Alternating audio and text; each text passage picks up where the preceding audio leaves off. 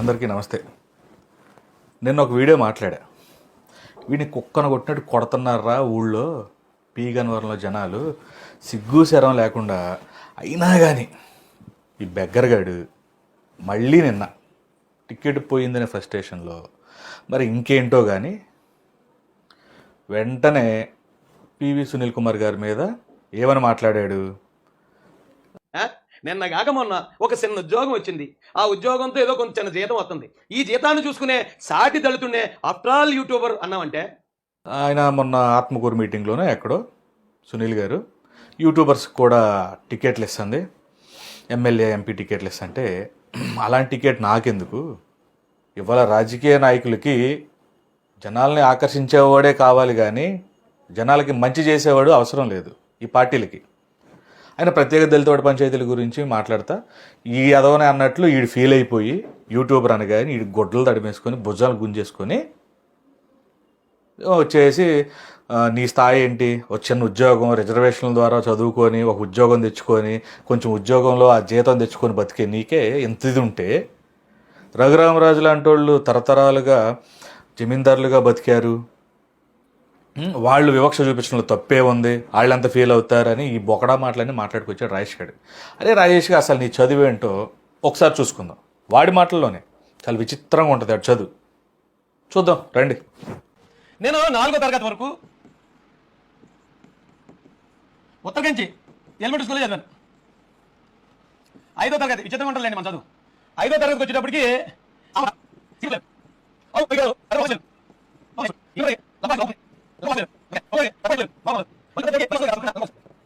10th class వరకు నేను చదివిన నా స్టడీ సర్టిఫికేట్లకి మీరు కావాలనుకుంటే ఏ స్కూల్ కన్నా వెళ్ళిపోండి, ఆ స్కూల్లో మీకు ప్రింట్ తీసి ఇచ్చేస్తా. ఓకేనండి. 10th క్లాస్ పాస్ అయిన తర్వాత నేను ఏం చేశానంటే పెద్దాపురం మహారాణి కాలేజీలో జాయిన్ అయ్యానండి. ఇంటర్ ఎంపీసీ పెద్దాపురం మహారాణి కాలేజీ ఎంపీసీ చదివాను. సరే వెళ్ళి కాలేజీ ఆ టైంలోనే 50 స్టార్ట్ అయిపోయి సినిమాలు చూడటం, ఫ్రెండ్స్తో తిరగడం ఇలాంటి మొదలైపోయినాను. ఏపీటీ ఆంధ్ర పాలిటెక్నిక్, ఏపీటీలో 6 డిగ్రీ చదివానండి. ఇది కూడా సరిగ్గా చదవలేదు. ఆ టైంలో సరిగ్గా ఉండేవాడు కాదు నేను. ఇది కూడా సరిగ్గా చదవలేదు. దీని తర్వాత 2014-13 ఆ టైంలో కరస్పాండెన్స్ డిగ్రీ కట్టాను. డిగ్రీ కట్టి అందులో ఇంగ్లీష్ ఎగ్జామ్ మాత్రం మిగతా సబ్జెక్టులు పాస్ అయిపోయాను. ఇంగ్లీష్ ఎగ్జామ్ మాత్రం రాయలేదు.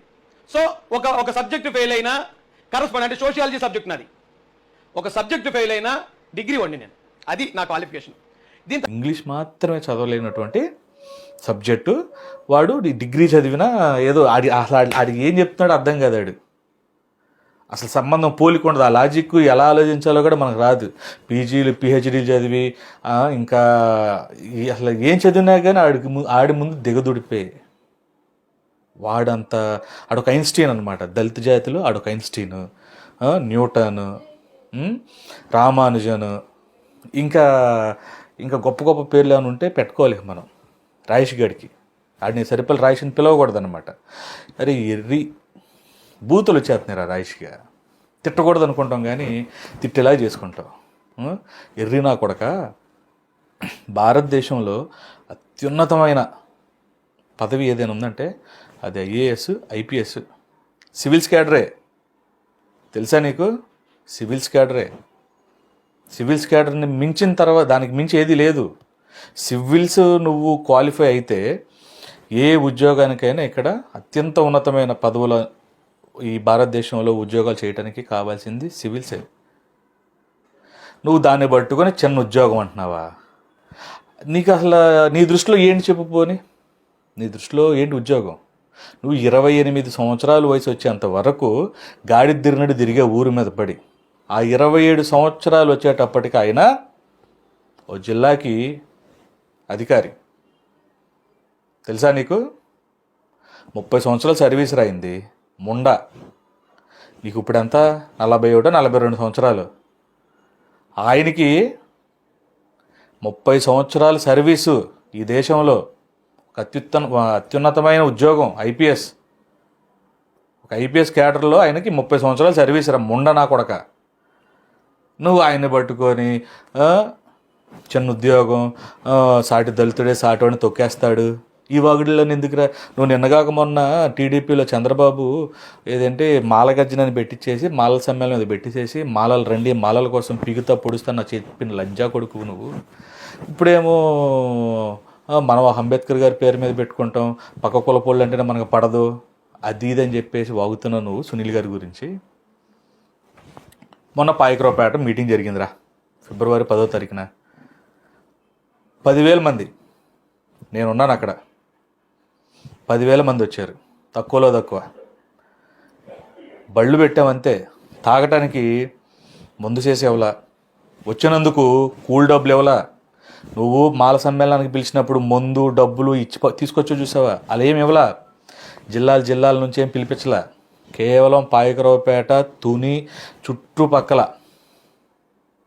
ఇప్పుడున్న కాకినాడ జిల్లా అనేది ఉంది కదా, అది ఆ చుట్టుపక్కల ఉన్న మండలాల నుంచే పిలుపునిస్తే 10 రోజుల్లోనే పిలుపునిస్తే 10,000 మంది సభ పెట్టారా, ప్రత్యేక దళితవాడ పంచాయతీ కోసం అని చెప్పేసి.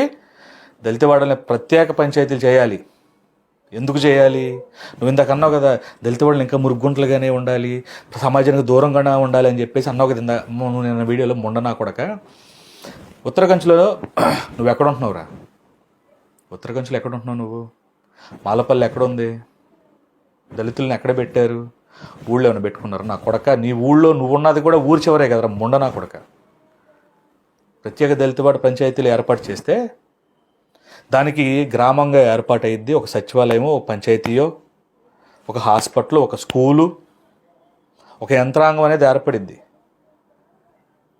ప్రత్యేకంగా నిధులు వస్తాయి. దేనికి వాడతారు? ఆ ఉన్న 1000 మందో 2,000 మందికి అభివృద్ధి చెందటానికి, అభివృద్ధి కార్యక్రమాలు చేసుకోవడానికి. ఇప్పుడేమన్నా మనల్ని తీసుకెళ్ళి నెత్తి మీద పెట్టుకున్నారా రఘురామరాజు గారు కానీ, లేకపోతే చంద్రబాబు గారు కానీ, ఇంకొకటి కానీ? ఊరికి దూరంగానే ఉన్నాయి కదా దళిత వాళ్ళన్నీ. వాటిల్ని సపరేట్గా పంచాయతీలు చేస్తే వాటికి కొన్ని నిధులు కేటాయిస్తారు, అది రాజ్యాంగబద్ధంగా కల్పించబడే హక్కు అని చెప్పేసి అడుగుతున్నారు. ఆయన 30 సంవత్సరాలు ఈ దేశంలో ఎన్ని ప్రాంతాలు, ఎన్ని రాష్ట్రాలు తిరిగారు, ఎన్ని ఎన్ని ప్రభుత్వాలను చూశాడు, ఎన్ని ముఖ్యమంత్రులను చూశాడు ఆయన. నిజంగానే వాళ్ళు చేసుంటే ఇన్ని సంవత్సరాలలో ప్రత్యేక దళితవాడ పంచాయతీలు అడగటానికి ఆయనకేంటి చిన్న జీతం? నీకెంత ఇస్తున్నాడు రఘురామరాజు గారి జీతం? చంద్రబాబు గారు ఎంత జీతం ఇస్తున్నాడు నీకు? యూట్యూబరు కాక నువ్వేంటరా నువ్వు పలానా చదివానని చెప్పు. నేను పలానాది పాస్ అయ్యా, నేను డిగ్రీలో బీకామో, సోషియాలజీ, బీఏనో, ఇంకోటో, బొచ్చో, భాషనో. నేను 3 సంవత్సరాలు డిగ్రీ చదివి ఇది పాస్ అయ్యానని చెప్పు, ఈ ఉద్యోగం చేశానని చెప్పు. కనీసం నువ్వు కూలోడు కూడా కాదురా, ముష్టినా కొడుకువి. చదువు ఆఫ్టర్ ఆల్ 10th క్లాస్ గడువు నువ్వు. నీకు ఇంకో విషయం తెలుసారా? సునీల్ గారు ఉస్మానియా యూనివర్సిటీలో ఎంఏ టాపర్, ఆయన గోల్డ్ మెడలిస్ట్. విల్సన్ గారు ఉన్నారు, ఆయన కూడా ప్రభుత్వ ఉద్యోగి. నీకులాగా 10వ తరగతి దాకా 10 బడుల్లో చదివి, ఇంటర్మీడియట్ 1 సంవత్సరం చదివి 2వ సంవత్సరం ఎగ్గొట్టి, 3వ సంవత్సరం తర్వాత ఏమో పాలిటెక్నిక్లో జాయిన్ అయ్యి, అది 1 సంవత్సరం చదివి ఆపి చేసి, మళ్ళీ డిగ్రీ డిస్టెన్స్లో కట్టి, 4 సబ్జెక్టులు రాసి 5వ సబ్జెక్టు నేను రాయలేదు, వెళ్ళలేదు, ఫెయిల్ అయిన డిగ్రీ విద్యార్థిని, నేను డిగ్రీ చేసినటువంటి వాడిని అని చెప్పేసి వీళ్ళు కాదు, వాళ్ళు పనికిరారా. నీలంటే నా కొడుకులు ఇట్లా యూట్యూబ్లో వీడియోస్ పెట్టుకొని కింద ఫోన్పే నెంబర్ చూశారు కదా తమ్ముళ్ళు, నన్ను మీరే ఆశీర్వదించాలి, నాకు డబ్బులు ఇవ్వండి, నేను అన్నం తినలే సాయంత్రానికి, ఈ అడగరాళ్ళు. వాళ్ళు నిజాయితీగా కష్టపడి చదువుకొని, అంబేద్కర్ గారు కల్పించిన రాజ్యాంగంలో ఏదైతే రిజర్వేషన్ హక్కు ఉందో ఆ రిజర్వేషన్ని వాడుకొని చదువుకున్నారు. వాళ్ళు ఎవరో కూడా రిజర్వేషన్లో ఉద్యోగాలు రాలే, మెరిట్లోనే ఉద్యోగాలు వచ్చినాయి వాళ్ళకి. నీకు ఆ విషయం తెలుసా? అసలు రిజర్వేషన్ కోటా ఎలా తెస్తారు ఏంటి అనేది నీకు తెలుసా? చదువుకొని చేస్తేనేగా, ఎప్పుడైనా బడికి వెళ్తేనే కదా. మనకి 10వ తరగతి దగ్గర నుంచే వ్యసనాలు, తాగుబోతు, మనం తిరిగేది 28 సంవత్సరాలు వచ్చేదాకా మనం తిరుగుళ్ళే, గాలి తిరుగుళ్ళు తిరిగి 29 సంవత్సరాలకి అమ్మాయిని లేపుకొచ్చి పెళ్లి చేసుకొని ఏదో ఉద్యోగం మొదలుపెట్టి. నువ్వే చెప్పావు నీ మాటల్లోనే, నేనేం కల్పించి చెప్పట్లా, నువ్వు చెప్పిన మాట నేను చెప్తున్నా. నువ్వు భజన చేసుకోవాలంటే రఘురామరాజు గారిది పంచపదిసి భజన చేసుకో, పంచులో దూరి భజన చేసుకో. అంతేగాని నువ్వు ఇంకొకసారి నేను దళితుడిని, నన్ను తొక్కేస్తున్నారు, నన్ను దళితులు ఎదగనివ్వట్లేదని చెప్పేసి నువ్వు సాటి కులాల మీద, సాటి కుల నాయకుల మీద, సాటి కుల ఆఫీసర్ల మీద ముండేడుపులు ఏడుస్తా నా కొడక, నేను బాధితుడిని అని చెప్పేసి చెప్పుకున్నామంటే నా కొడక గుడ్డలోడు తీసి కొడతారు రైక్ నిన్ను వ్యతిరేకించింది పీ గన్నవరంలో ఒక దళితులే కాదు, ప్రతి ఒక్క వర్గానికి చెందినటువంటి క్రైస్తవులు, ముస్లిమ్సు, హిందువులు, మాల, మాదిగ, కమ్మ, అక్కడ ఉన్నారు లేదో, కాపులు, చెట్టుబలిజులు, బ్రాహ్మలు, ప్రతి ఒక్కరు నేను చీకొట్టిన వాళ్ళారా. నువ్వు ఇంకో మాట అన్నావురా,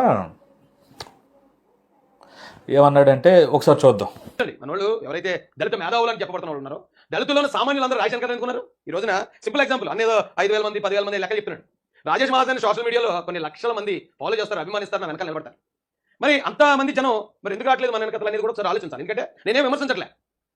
ఏమన్నాడు, లక్షల మంది ఉన్నారు నా వెనకమాల, ఆయన వెనకమాల 5,000 10,000 మందికే చెప్తున్నారు సునీల్ గారు అని చెప్పి ఒక మాట అన్నాడు. వీడు నీకు యూట్యూబ్లో లక్షల మందిరా, నువ్వు మీటింగ్ పెట్టు ముండనా కొడక. నువ్వు ఏ రాజకీయ పార్టీ పేరు ఊసెత్తుకోకుండా నీ మహాసేన అనే సంస్థ జెండానే పెట్టి దాన్ని చూపించి నా కొడక నువ్వు 5,000 మంది వద్దు 2,000 మందితో జనాభా మీటింగ్ పెట్టరా. నువ్వు ఉత్తరకంచిలో పెడతావు, కాకినాడలో పెడతావు, పిఠాపురం, పెద్దాపురం, నీ ఇష్టం, ఎక్కడైనా పెట్టు నీ ప్రాంతంలోనే.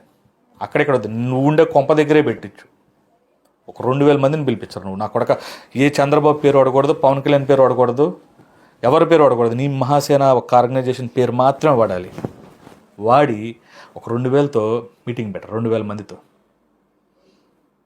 మంచిగా నేను శంషేర్గా చెప్తా, సునీల్ కుమార్ గారు 10,000 మంది పిలిస్తే వచ్చారు. సునీల్ కుమార్ గారు పిలిస్తే 10,000 మంది వచ్చారు. ఒక్కడికి ఒక శేష ఇవ్వాల, ఒక్కడికి ఒక రూపాయి ఇవ్వాల. మంచిగా నువ్వు మగాడివి అయితే నిజంగా నువ్వు పీకేస్తాం పొడి చేస్తాను అని చెప్పేసి నీ దగ్గర ఎంతమంది ఉన్నారని చెప్తున్నా అంటున్నావు కదా, లక్షల మంది. ఒకడక నువ్వు దమ్ముంటే పెట్టరా మీటింగ్, నీ జెండా పెట్టి. గుంపులో గోవిందలాగా ఎవడో మీటింగ్లోకి వెళ్ళి 10 జెండాలు తిప్పటం కాదు, నా కొడక పెట్టి మీటింగ్ పెట్టి. ఆఫ్టర్ ఆల్ ఉద్యోగాల ఉచ్చపోస్తావు నా కొడక. ఎవడైనా వచ్చారంటే పోలీసు వాడు వస్తే చాలు ఉచ్చపోస్తావు నా కొడక. నువ్వు ఆఫ్టర్ ఆల్ ఉద్యోగాలు అంటూ ఒక ఐపీఎస్ని పట్టుకొని, ఒక ఐపీఎస్ అధికారి, ఆయన ఇప్పుడు డీజీ ర్యాంకు, ఎస్పీ ర్యాంక్లో ఉన్న వాళ్ళు డీజీని కలవటానికే 2 రోజులు 3 రోజులు పడుతుంది. అలాంటిది జాతి కోసం, జాతి భవిష్యత్ తరాల కోసం ఒక ఉపయోగకరమైన ఒక అంశాన్ని ఆయన ఒక ఎజెండాని పెట్టుకొని ముందుకెళ్తుంటే నువ్వు సపోర్ట్ చేయాలరా నా కొడక. నీకు ఆయన సపోర్ట్ చేయటం కాదు, నువ్వు ముష్టి నా కొడుకువి, అడుగు దింగే నా కొడుకువి. నువ్వు సునీల్ కుమార్ గారికి ఎయిమ్కి సపోర్ట్ చేయాలి. సునీల్ కుమార్ గారి కాళ్ళు కడిగి నెత్తి మీద వేసుకొని, అన్నా నీ ఎజెండాకి నేను సపోర్ట్ చేస్తా, ఎయిమ్తో పాటు నేను పని చేస్తాను, నన్ను కలుపుకో అని చెప్పి నువ్వు బతిమలు అడుకుంటా. చిల్లర నా కొడక, నీకు సపోర్ట్ చేసేదంటారా ముండ. నువ్వు చంద్రబాబు రఘురామరాజు గారి కాళ్ళు మొక్కుతా, ఆడి కాళ్ళు నాకుతా, చంకలు నాకుతా నా కొడక. నీకు సాటి దళితులు ఎవరు సపోర్ట్ చేయాలి? నీకు ఎందుకు చేయాలరా అసలు? చెత్తలంచా కొడక, గుర్తుపెట్టుకో నా కొడక. నువ్వు గనక ఇదే రకంగా పేలితే టీడీపీ పార్టీలో కూడా నిన్ను లేకుండా చేస్తాం, మేమే చేస్తాం. అక్కడ దాకా తెచ్చుకోవద్దు. అడుక్కో, తిను, మళ్ళీ అడుక్కో, నిద్రపో, మళ్ళీ అడుక్కో, పని చేసుకో. పని చేయవు కదా నువ్వు, సారీ ఈ యూట్యూబ్లో పెట్టి యూట్యూబర్ గడువు కదా నువ్వు. పెట్టుకో, నువ్వేనో ఏంటి వంట కార్యక్రమాలు పెట్టుకుంటావో, డ్యాన్స్లు వేస్తావో, చేసుకో, అవి కూడా పెట్టుకో. నెక్స్ట్ నీ వెనకమల్లి భజన నా కొడుకులు ఉన్నారు కలిసి పెట్టుకో. అరే నీకు అసలు నిజంగా మనసాక్షి అనేది ఉందారా? బాబీ గడు చచ్చిపోయాడు, 2-3 సంవత్సరాలు అవుతుంది. బాబీ పేరు మీద సంపాదించుకున్న చిల్లరే నువ్వు ఇంతవరకు ఇవ్వాల. బాబీకి 2 కూతుర్లు, వాళ్ళకే ఇవ్వాల. నువ్వు ఎమ్మెల్యే అయిపోయి వదిలిచ్చేస్తావు జాతిని. నా కొడక ముందు ఆ డిస్టెన్స్లో కనీసం డిగ్రీ అన్న చదవరా. అదే కరస్పాండెంట్లో డిగ్రీ మళ్ళీ అన్న కట్టి, ఈసారి అని ఇంగ్లీషు సోషల్ సబ్జెక్ట్ తీసుకొని ఇంగ్లీష్ మళ్ళీ కట్టరా. అప్పుడైనా కనీసం జ్ఞానం పెరిగిద్ది, ఇక్కడ మెదడు ఇక్కడ పెరిగిద్ది. అంతేగాని లాజిక్ లేని వద్దులే బూతులు వచ్చేస్తున్నాయి. ఉంటా మరి, మళ్ళీ ఇంకోసారి వేసుకుంటా రౌండ్.